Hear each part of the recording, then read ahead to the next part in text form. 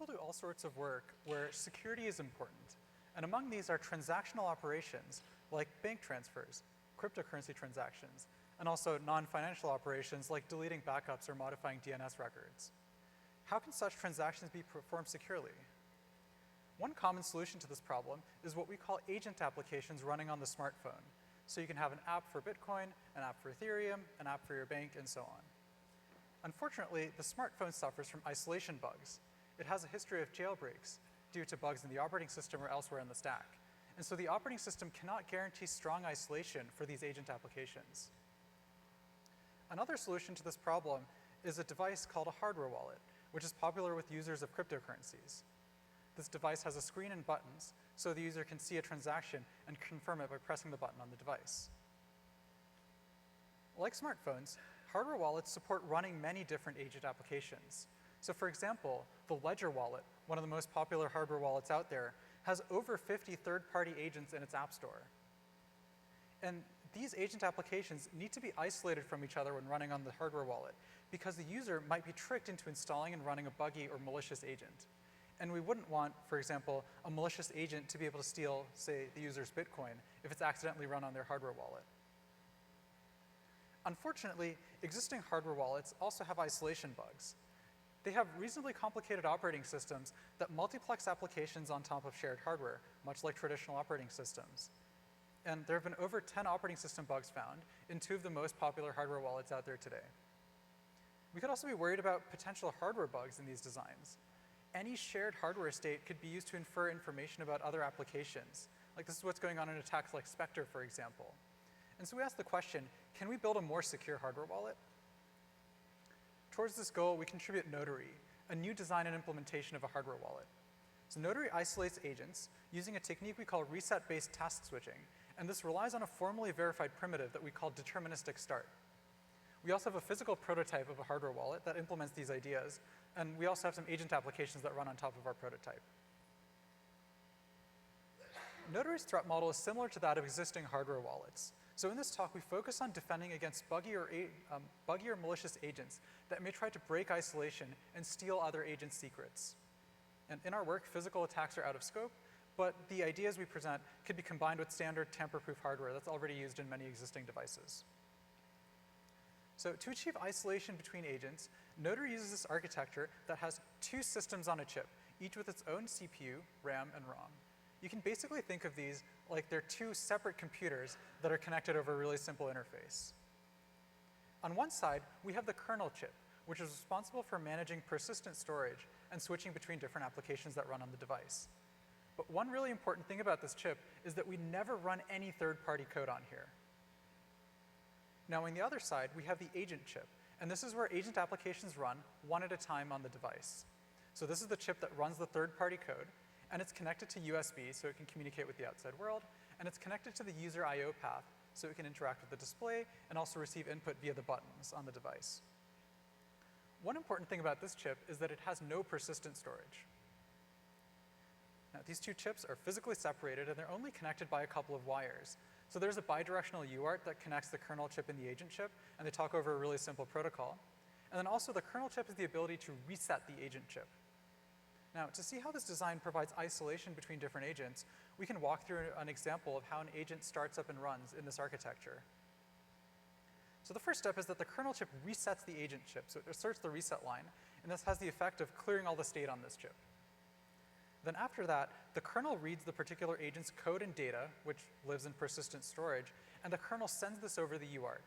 So then on the other side of the UART, the agent chip is listening for this code and data, and it downloads this stuff into RAM and then executes it from there. So at this point, the agent application runs on the agent chip, and it does so completely independently of the kernel. It's just running on top of bare hardware, and it has access to I/O. And then here it can do its job. So for running a Bitcoin agent, for example, it can receive a transaction from the outside world, display it to the user, receive confirmation via a button press, sign the transaction, and send it back out. After the agent's done running, it has only one way of interacting with the kernel. So all it can do is terminate itself and optionally persist some state while it's doing so. So the agent can send back state to persist over the kernel, and then the kernel, on behalf of the agent, will save it to the persistent storage, after which it will terminate the agent. When the user wants to run another program, this whole process starts over, beginning with completely resetting the agent chip. With this architecture, Notary aims to achieve non-interference between two different agents that run one after another on the same piece of hardware. So suppose we have a scenario where we're running some agent A, and then we switch to running some agent B. What sorts of things might potentially go wrong here? What should we be concerned about? Well, one thing is that if agent B is malicious, it might try to steal secrets of A, which might be present in the hardware after A is done running. Non-interference says that A and B can't affect each other's behavior, so that rules out the scenario where B tries to steal A's secrets. Notary achieves non-interference by clearing state in a chip as the first step in launching any agent, and we call this process deterministic start, because it puts the chip in a deterministic state. And to see how this ensures non-interference, we can walk through an example. So consider a situation where a particular agent A is running on the agent chip. And consider two possible worlds, one where some secret bit inside the chip is 0, and another world where the secret bit is 1. You can think of the secret as A's private key or some other sensitive data belonging to A that shouldn't be exposed to other agents that might run on this device afterwards. When A is done running, the chip will be in some other state. And the state might be influenced by the value of the secret bit from earlier. So the secret could be explicitly present somewhere. For example, maybe A left the secret lying around in RAM. Or the secret could be implicitly present. For example, the microarchitectural state of the CPU might potentially be affected by computing over the secret data. Another possibility is that some peripheral inside the chip is affected by the secret bit. In any case, applying deterministic start to either of these states makes them converge to the same final state, setting all state inside the chip to some well-known value. And so clearing all the state in the chip ensures that the state, right before the next agent is launched, is independent of the secrets that might have been in the chip beforehand. So when agent B runs, its execution is completely independent of that of agent A. Now, zooming in on this deterministic start operation, how does this need to behave in order for this property of non-interference to always hold? Well, it needs to ensure that no matter the state of the chip, all internal state is cleared, that all bits inside the chip have some well-known value after this operation. And conceptually, you can think of this kind of like zeroing all the internal state. But there are a couple challenges in implementing this idea of deterministic start. One issue is that there's a lot of state inside the chip. Not only are there registers, which exist at the architectural level, but there's all this internal state, like microarchitectural CPU state, things like CPU caches, and there's a bunch of state outside the CPU but elsewhere in the system on a chip. So there's state in the RAM, and there might be stateful peripherals on the SoC as well, like the UART or SPI might maintain internal state. Another issue is that this operation of deterministic start has to work for all states. And what that means is that the chip might be in some malicious state set up by an adversarial agent, but still, this state clearing operation shouldn't be affected by this. And so how do we actually implement this idea of deterministic start? Unfortunately, simple approaches don't work. One of the most natural things to try might be just to assert the reset line on the chip. But this really only does the minimal thing necessary to get the device going again. So it does things like resetting the program counter, but not all that much else. So on our chip, for example, reset left some state lying around in registers, and it also left some state lying around in CPU internal caches, and also in the RAM and peripherals. So basically, state left over all over the place. A more aggressive approach we might consider is power cycling the chip. But this doesn't work either, because state in these chips can take minutes to decay. And that's why things like cold boot attacks work. And so what do we do? Well, Notary's approach to this problem is to use software to help. So we note that asserting the reset line, even though it doesn't do all that much, at least it returns control because it resets the program counter. And so our idea is to have software that lives in boot ROM that finishes the job of clearing internal state. But how do you actually write this code? It's a kind of weird thing that we're trying to do. We're used to thinking about code at the level of the abstract machine, but here we're trying to write code that has some effect on the internal state of a chip when the chip runs that code. And this code must clear every single bit of internal state in order for our non-interference property to hold. And so how do we actually write this code, and how do we know that we didn't miss any internal state while doing so? Our solution to this problem is a tool we built that analyzes the gate level description of the chip.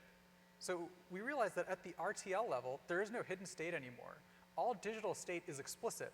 And so what we do is we take the RTL implementation of the entire chip, including the CPU, the implementation of the CPU, the peripherals and the implementation of those, how everything inside the chip is wired up together, and also the boot code, which is it's part of the ROM, it's part of the description of the entire chip.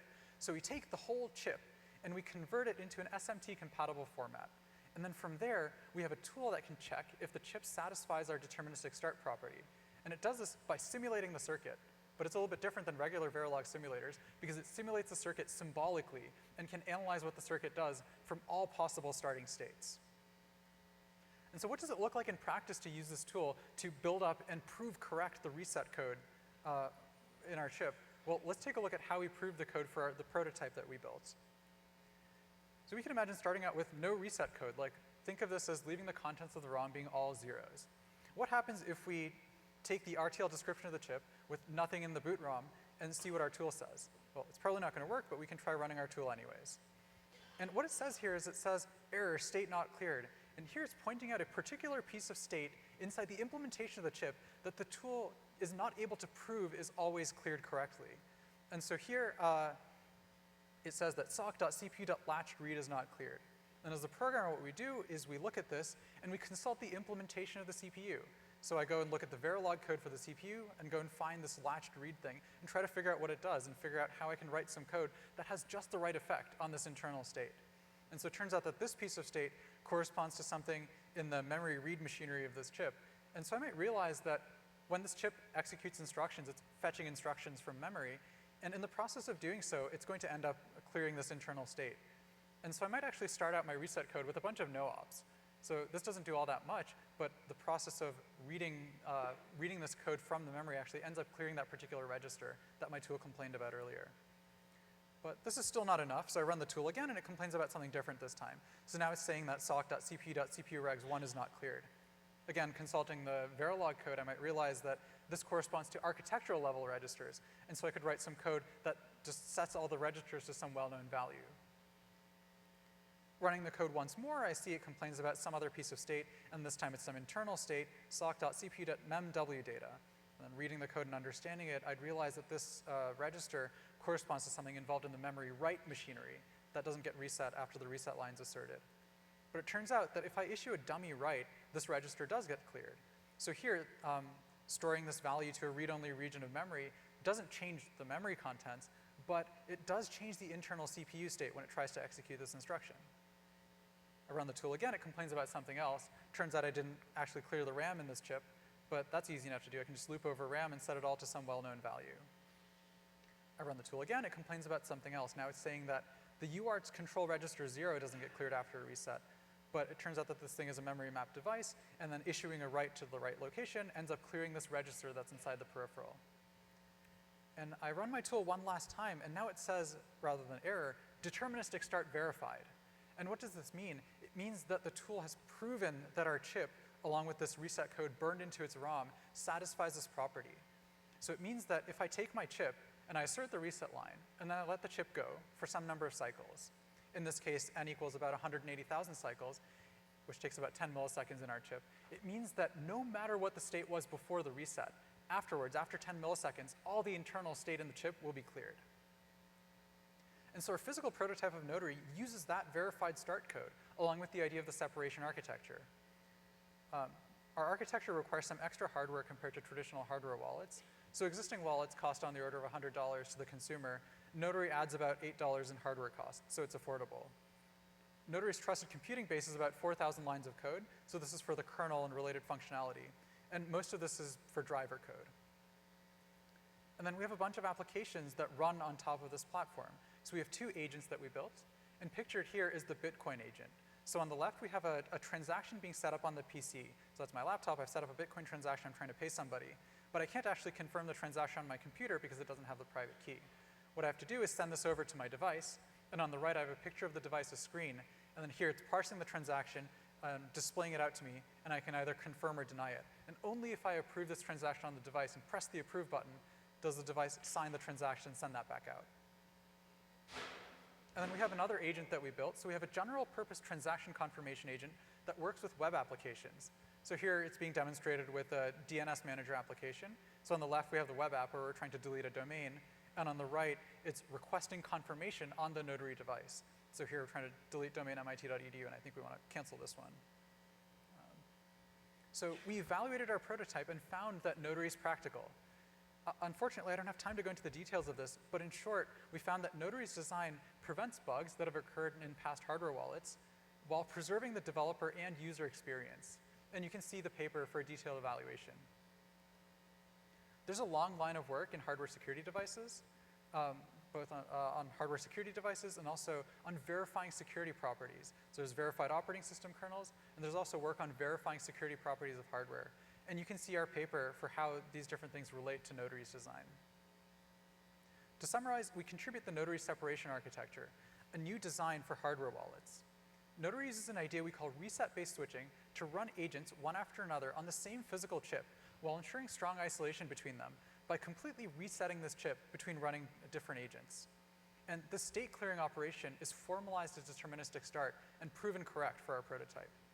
And then we have a physical prototype along with applications that run on it, demonstrating that we can achieve functionality similar to existing hardware wallets while improving on security. For more information, you can see the link below, and I'm happy to take any questions.